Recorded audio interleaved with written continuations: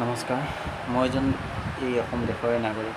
গতিকে মোৰো এটা কৰ্তব্য আছে, দায়িত্ব আছে এই অসমৰ হকে বা অসমৰ স্বাৰ্থৰ হকে মাত মাতিবলৈ বা কিছু কথা ক'বলৈ।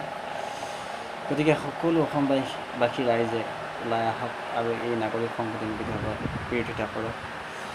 যিহেতু আমাৰ চৰকাৰে এই বিধেয়কখন গৃহীত কৰিবলৈ বহুতো চেষ্টা কৰি আছে, গতিকে এই বিধেয়কখন যাতে কোনো কাৰণত গৃহীত নহয় তাৰ কাৰণে আপোনালোকে এই বিধেয়কখনৰ বিৰুদ্ধে প্ৰতিবাদ কৰক আৰু ওলাই আহক। সমগ্ৰ ৰাইজ ওলাই আহক, গোটেই অসমবাসী ৰাইজ ওলাই আহক।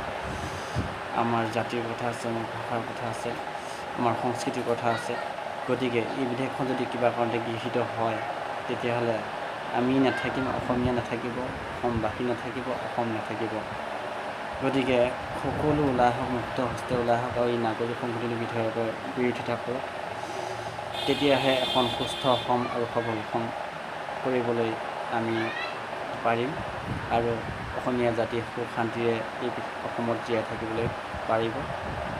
গতিকে সকলো ৰাইজে ওলাই আহক, প্ৰতিবাদ কৰক নাগৰিক সংশোধনী বিধেয়কৰ বিৰুদ্ধে।